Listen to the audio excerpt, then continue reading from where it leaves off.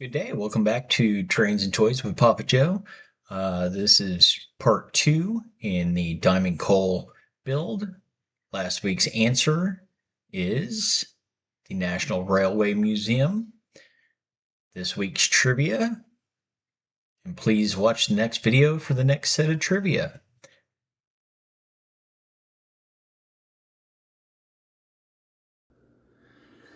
Okay, moving on to the next step in the process.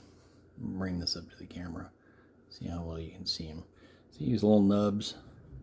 They're on every piece of plastic, different places. A lot of the lines aren't perfect. So what I'm going to do now, I'm going to use X-Acto blade, different types of sandpaper, emery boards. I've got some files,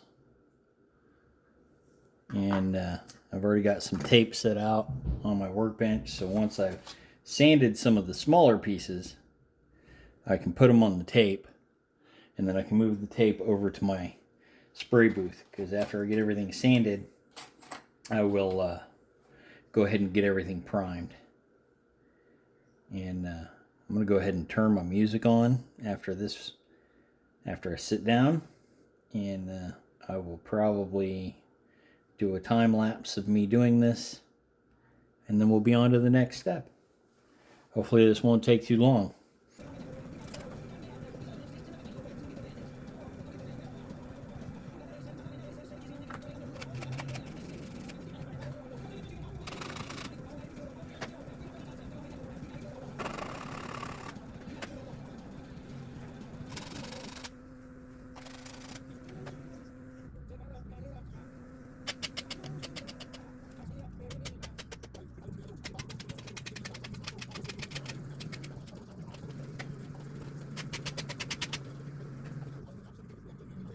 You can talk, I'm going to do time lapse. Yeah, I'm recording.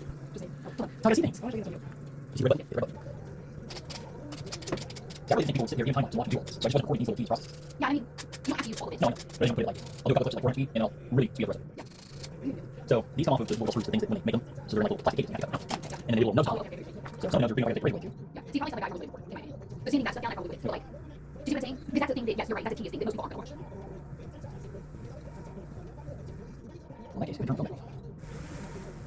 Pretty much like regular. Yeah. See, probably stuff like that I probably would, in my opinion. But sanding that stuff down, I probably would. But like, do you see what I'm saying? Because that's the thing that, yes, you're right, that's the tedious thing that most people aren't going to watch. In my case, you can turn film off. Okay, so I don't normally film on the go, but I'm going to because I have stuff in different areas, and I wanted to go ahead and take a video of this. So this is a flat black primer from a rattle can. I don't like using rattle cans, but I needed it to be black on the interior because I plan on lighting it, and I didn't want shadows bouncing off. So we've gotten all of that. This is a lot of the walls, roof pieces. The larger pieces are all on this particular sheet.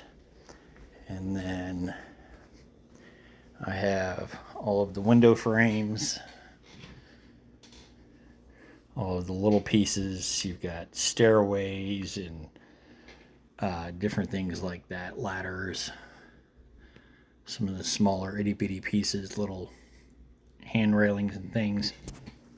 So here's the window panes. This is the piece of plastic they give you. It's kind of thin, flimsy.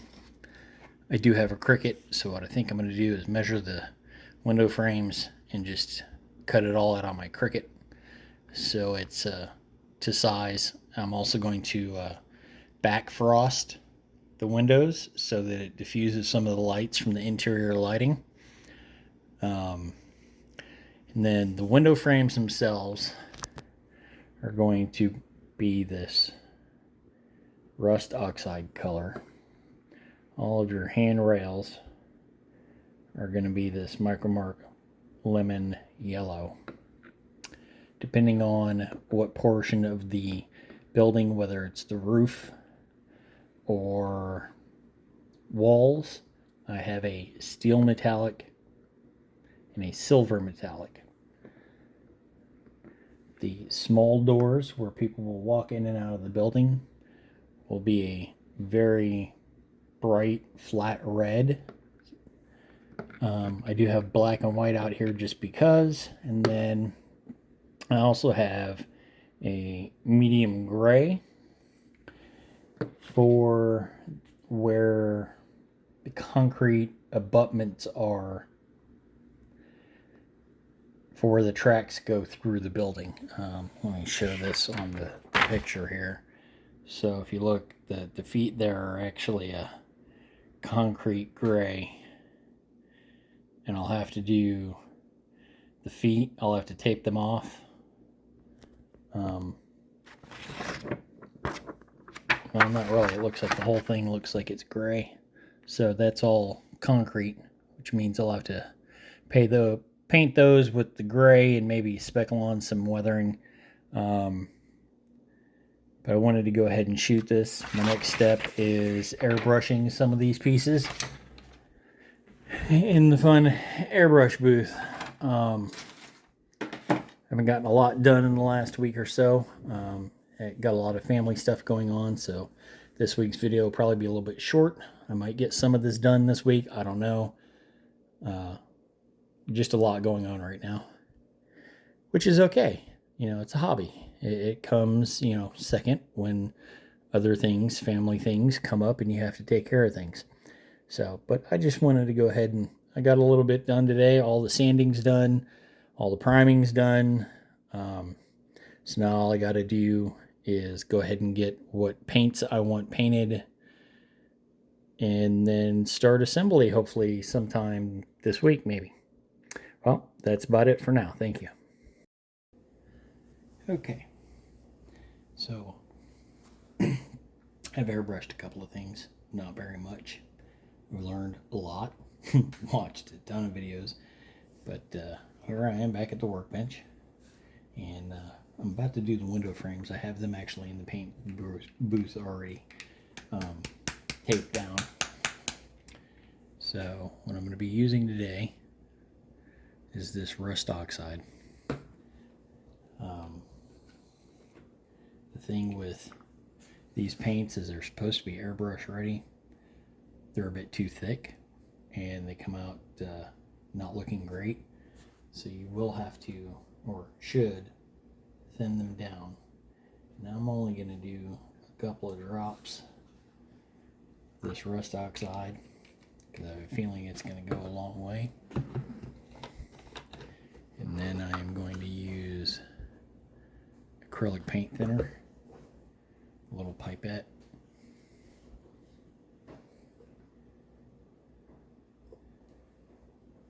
And I'm going to dilute it considerably before I put it into the airbrush.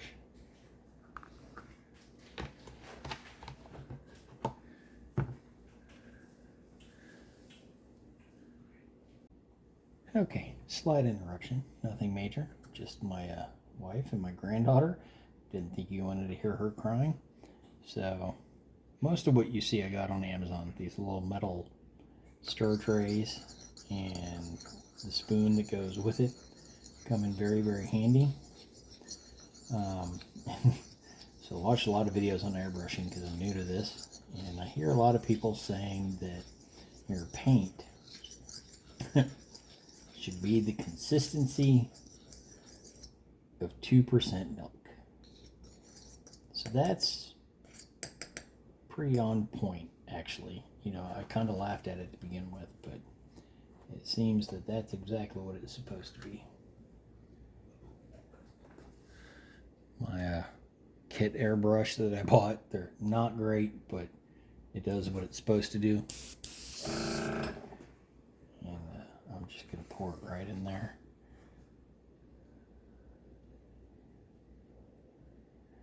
And I pretty much filled the whole thing. Probably shouldn't have filled it that high, but things happen. Sorry about bumping the camera. I'm actually going to pause and then move the camera over here so that you can actually see what I'm doing. So give it a moment. Here we are at the spray booth. Might get a little loud because I am going to turn the fan on. Hopefully it isn't too bad. I don't know, might have to do a voiceover for this part.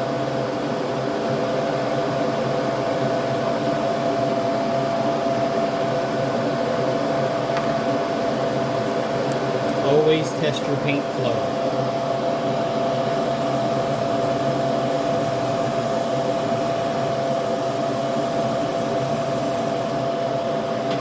Make sure things are going well. So we'll see how well this goes.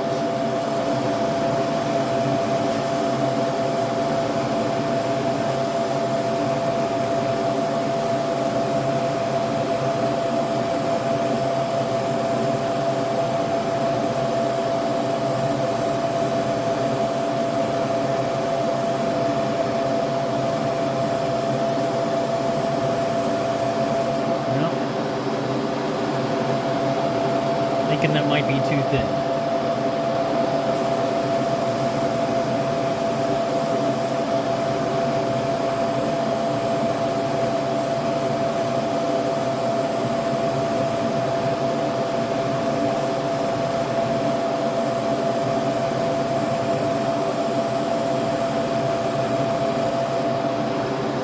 Yeah, I definitely think that's too thin.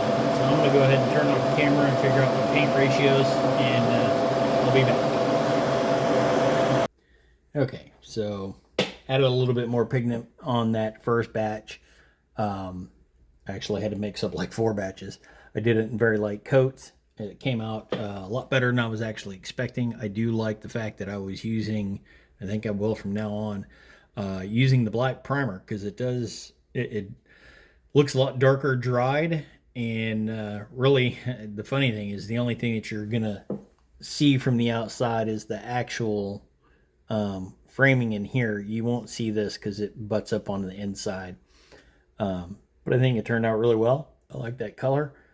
My daughter who bought me this kit is the one that picked out the color, and I think she made a right choice, honestly. So I'm going to continue on with some airbrushing. I think I'm going to do the little handrails and guards next. They're getting a coat of yellow, and that shouldn't actually take me too long. While a lot of this stuff is curing or drying overnight, I got to find strategic places for them to go. We do have a cat. Sometimes she can be a little mischievous, but not too bad, thankfully.